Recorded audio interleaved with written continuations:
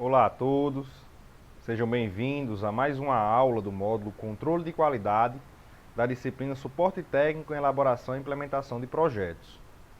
Hoje nós estaremos aprendendo a respeito da ferramenta da qualidade Carta de Controle e veremos como ela é utilizada para monitoramento do processo e o controle da sua qualidade. Ao final, nós estaremos fazendo um exercício no Excel para fixação do conteúdo. A carta de controle, ou gráfico de controle, é um gráfico utilizado para acompanhar estatisticamente o desempenho de um processo, verificando aí se o mesmo se encontra dentro dos limites de especificação para o processo. Como já falamos na primeira aula deste módulo, a variabilidade ela é um fenômeno intrínseco ao processo e deve ser controlada para que o processo não se torne instável. Se apenas causas comuns de variação estiverem presentes, a saída de um processo ele vai ser estável e previsível no decorrer do tempo. Contudo, se as saídas, as causas da variação, elas forem especiais e não controladas, a saída do processo ela não vai ser estável e não vai poder ser prevista no decorrer do tempo. Portanto, a carta de controle ela vai auxiliar no monitoramento da variabilidade e na avaliação da estabilidade do processo. As cartas de controle elas são elaboradas aí com o objetivo de monitorar os processos. Isso vai permitir verificar o estado de controle estatístico dos processos, ou seja, saber se eles estão controlados ou fora de controle. E a partir dessa verificação, é possível, então, obter uma maior produtividade e eficiência no processo.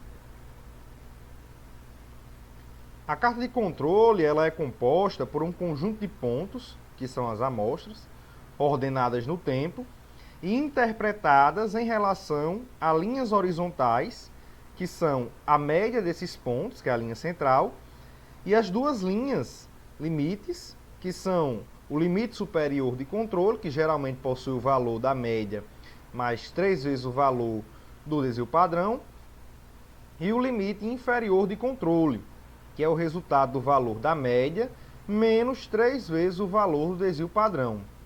Então, dessa forma, obtém-se um gráfico como esse daí que a gente pode observar na imagem.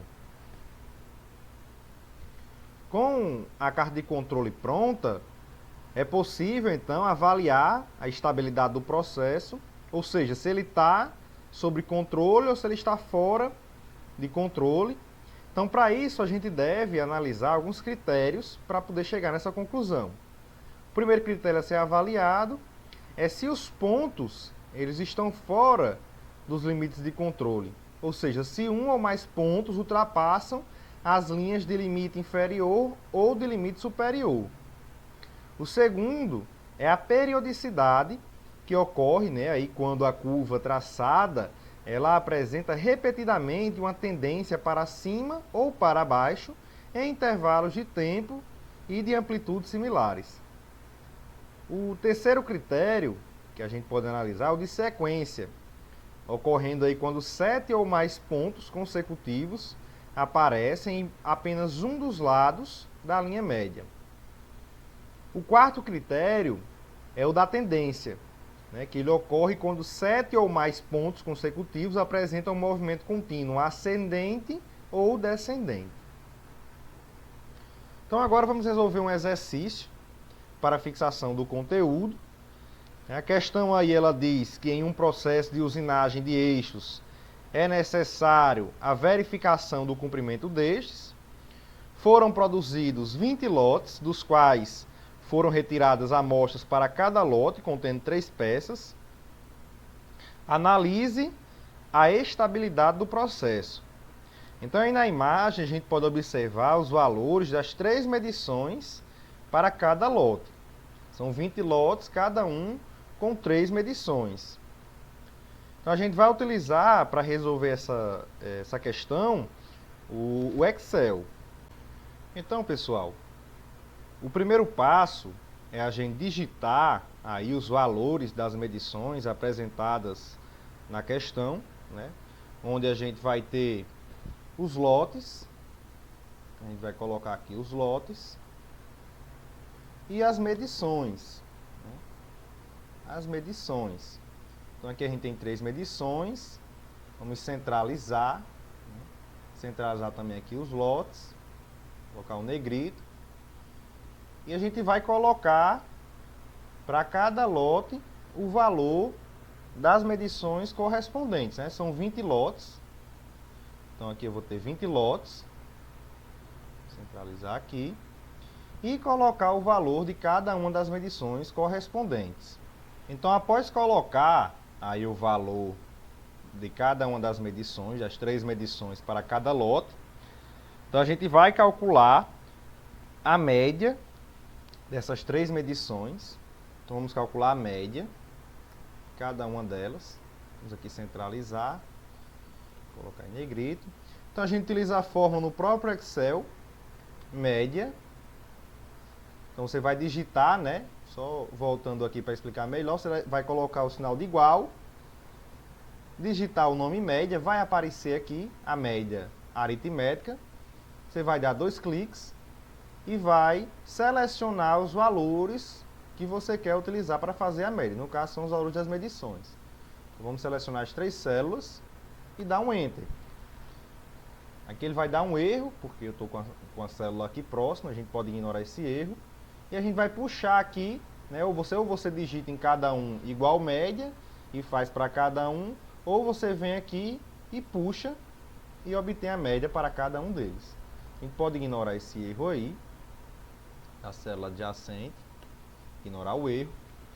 E aí a gente vai calcular também, aí em seguida, né, essas médias aqui das medições, elas serão justamente os pontos que a gente vai avaliar em relação, né, em função aí dos limites superior de controle e do limite inferior de controle. Então eles vão ser as medições. A gente vai colocar eles aqui de lado para poder construir o gráfico, né? Aqui é onde vão ficar os valores que a gente vai utilizar para construir o gráfico. Então aqui a gente vai colocar as medições. No caso aqui é a média das medições, né, que a gente vai utilizar. Então, a gente vai copiar esse valor e colar ele para cá. Vamos colar ele como apenas valores, né? Colocar ele aqui como valor. Então são esses valores aqui que vão ficar em função dos limites superior e inferior de controle, e a gente vai avaliar cada um desses pontos em funções deles. Então aqui as medições. Então a gente tem que calcular também a média de todos esses pontos, que vai ser a linha central, a média, o limite superior de controle, ou limite inferior, e o limite inferior de controle. A gente pode colocar o limite inferior aqui, né, que é o menor, para ficar mais fácil de analisar, e o limite superior de controle. E temos também que calcular o desvio padrão, que a gente vai utilizar no cálculo dos limites inferior e superior de controle. Vamos centralizar esses valores, ficar aqui em negrito. A gente pode colocar uma borda aqui para distinguir. Vamos colocar uma borda. E aqui a gente vai calcular a média de todas essas medições aqui, que são os pontos que a gente vai avaliar. Então a gente vai colocar a fórmula igual média. Do mesmo modo que a gente fez para as medições, só que aqui a gente vai calcular para todas essas medições. Então, igual média, e a gente obtém a média desses valores aí. E aqui a gente vai fazer o quê? Esses pontos aqui, eles vão ser constantes, vai ser uma linha constante e uma linha central. Então tem que ser o mesmo valor. Então esse valor aqui vai ser igual a esse. E assim todos vão ser ali iguais. O limite inferior de controle, ele vai ser justamente igual a o valor da média menos 3 vezes, então você coloca como uma fórmula mesmo, né, igual média, o valor da média aqui, menos 3 vezes o valor do desvio padrão, que a gente ainda vai calcular. Então aqui você já pode dar igual. Aqui a gente vai colocar no mesmo tamanho. E isso vai ser calculado aí para cada um. Só que aqui o desvio padrão, se a gente quiser, a gente pode colocar ele só aqui ou descer também o valor dele, né? Se a gente for colocar ele só em cima, a gente deixa estável o valor dessa célula, né? Colocando aqui o cifrão no T. Ou então, pode aí colocar o valor do desvio padrão em todas e descer o valor dessa célula que ele vai calcular para cada um. Esse valor ele tem que dar igual, que é constante, é o limite inferior de controle, é uma linha. E o limite superior de controle vai ser igual ao valor da média mais 3 vezes o valor do desvio padrão. Vai ficar acima, é o limite superior. E aí, do mesmo modo, a gente pode também aqui colocar estável o valor dessa célula, do desvio padrão. E aí você me pergunta, mas o limite inferior está igual ao limite superior, 10,52, que está igual à média. Então todos os dois estão certos. Por quê? Porque ainda não calculei o valor do desvio padrão. Então a gente vai aqui calcular o valor do desvio padrão. No Excel ele já dá o valor, já dá a fórmula pronta. Então a gente coloca igual desvio-pad. E aqui a gente vai ter o desvio padrão amostral, né? Então a gente vai utilizar o desvio padrão amostral. Deixa eu só colocar aqui, desvio padrão amostral. E a gente vai calcular o desvio padrão das medições. Então clica nas medições, seleciona todas elas e calcula o desvio padrão delas. E aí já obtém, né, o valor do desvio padrão e o valor do limite inferior de controle e do limite superior de controle. Aqui a gente pode colocar até em 3 casos, se quiser, para avaliar melhor esses valores, ou deixar em 2 casas, né, já que os valores aqui estão todos em 2 casas. Então a gente vai agora construir, né, inserir o gráfico. Então a gente vem aqui em inserir e a gente vai inserir um gráfico estatístico em relação a essas medições, a média, o limite inferior e o limite superior. Então a gente seleciona eles, inserir o gráfico estatístico, e a gente vai inserir um gráfico de linhas. Então você procura aqui um gráfico de linhas, aqui, e aqui a gente vai inserir esse gráfico aqui, é o gráfico da nossa carta de controle. Então aqui a gente vai dar um OK, e está inserido aqui o gráfico, a carta de controle. Então a gente pode colocar até aqui em cima já, carta de controle. Nomear esse gráfico. E aqui a gente pode alterar, né, essa linha aqui para que a gente possa avaliar melhor os pontos. Então a gente vem aqui, alterar tipo de gráfico e altera a linha das medições para uma linha com marcadores. Dá um OK. E aqui a gente vai obter, né, então, esse valor. Então aqui a gente pode observar, né, que aqui você tem a legenda com as medições, a média, o limite inferior de controle, o limite superior de controle. Nesse caso, né, fazendo aí uma análise do gráfico, a gente observa, né, que todos os lotes eles estão dentro de controle, né? Não há aí nenhum ponto, por exemplo, fora dos limites, nesse caso. Então, o único ponto que chegou perto aqui foi o do lote 12, né? Por exemplo, se a gente vier aqui e fazer uma alteração em um desses valores aqui, a gente vai poder, né, observar uma diferença nele, né? Por exemplo, vamos supor que esse valor aqui lá na medição ele deu 11, né? Ele deu um valor de 11, aqui ele mudou já a média, porque a média aqui a gente ainda não modificou, já modificou, né? Aqui ainda não modificou, né? Para cá, isso. Então a gente vem, copia esse valor aqui, vai colar aqui, né? Colar como um número, claro.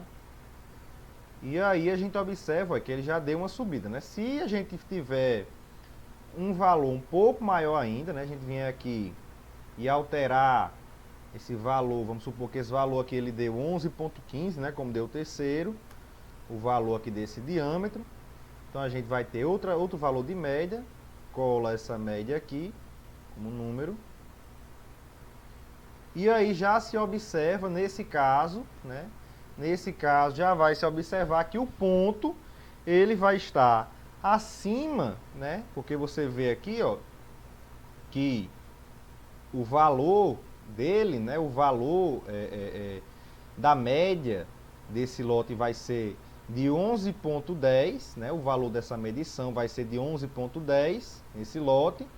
E o limite superior de controle é de 11,08. Então ele é superior, ele está fora, está acima do limite superior, então ele está fora de controle estatístico, né? Então aqui no caso esse lote estaria fora do controle. No caso, para o exemplo que a gente resolveu, os valores eles estavam todos sob controle, nesse caso ele estaria fora do controle estatístico, esse lote. Então é assim que a gente faz as avaliações, né? Identificando aí para cada critério, né? Nenhum dos outros ele chega a ser, né, como na nossa avaliação em relação aos outros critérios. O que chegaria mais próximo seria esse daqui, só que esse ponto aqui, o ponto da medição do lote 20, ele está abaixo da média, então não se caracteriza como aí está fora de controle. Essa foi a nossa aula sobre carta de controle e nós podemos observar a sua importância no acompanhamento estatístico do processo. Na próxima aula, nós estaremos estudando o diagrama de Ishikawa ou diagrama de causa e efeito. Até mais!